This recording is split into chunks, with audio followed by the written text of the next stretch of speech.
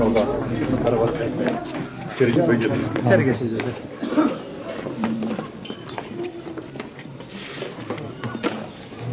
Nereye ayırlamışlar?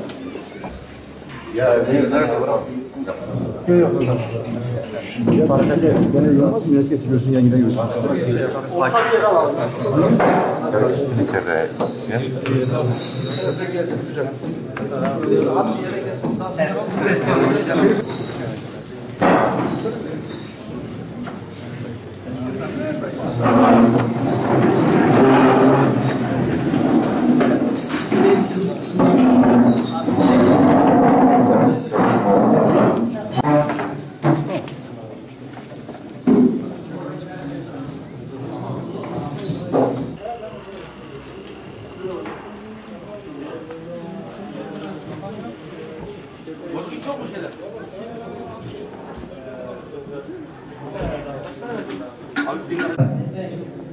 Tanzim ediyoruz.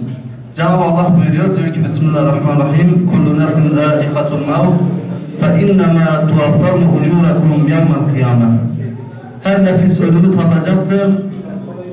Size kıyamette yani ahirette ücretleriniz tas tamam verilecektir.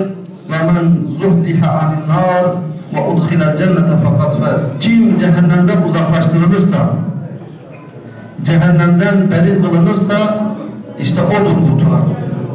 Onun için arkadaşlar bizim ölüm ve ölümden sonraki hayata imanımız Allah'a iman etme kadar önemli bir konudur. Çünkü biz hesap gününe inanmasak, ölümden sonraki hayata inanmasak Allah muhafaza dünya hayatındaki hayatımızla bu minvalde olmaz. Yanında bir kıymeti, bir değeri var mı diyorlar. Diyorlar ki ya Resulallah o ölü bir koyun onun ne kıymeti olacak ki sahibinin yanında?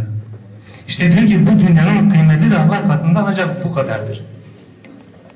Eğer diyor ki dünyanın Allah katında bir sivrisineğin kanadı kadar kıymeti olsaydı ona kafirler bir yudum su bile içilmezdi diyor. Yani Allah Teala dünyayı Müslümanlar için yaratmış. Geçici ama yani bu kadar da değersiz. Allah Teala bizi ebedi bir hayat için yaratmış. Yani bu dünya bu kadar masraf yapılmış, Allah Teala bu kadar şeyler yaratmış. Allah katında bir sivrisineğin kanadı kadar bile kıymeti yoktur. O zaman ne için bu dünya? Bu dünya ebedi bir hayat için. Yani Rabbimiz bizi ebedi bir dünya kazanmak için yaratmış. Yani biz sadece bu dünyada bir 20-30 yıllık, 50 yıllık bir hayat geçirmek için gelmemişiz. Allah Teala bu kadar masraf, bu kadar güzel özelliklerle bizi yaratmış. Sadece geçici birkaç gün için değildi bunlar.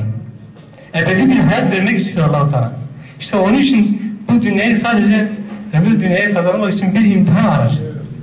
Geçici bir yer yapmış. Ve biz Allah'a hamdolsun ki bir Müslüman topluluğuz. Rabbimiz bize İslam'ı nasip etmiş ve bu İslam sayesinde inşallah ebedi bir cennetin kapıları bize açılmış.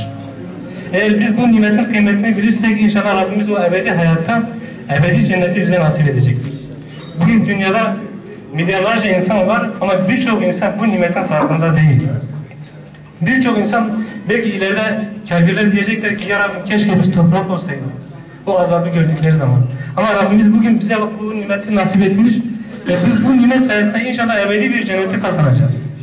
Bu dünyanın zindanlara bakmak çok farklıdır. Zindanda yiyip içiyorsun, birçok ihtiyaçların karşılanıyor.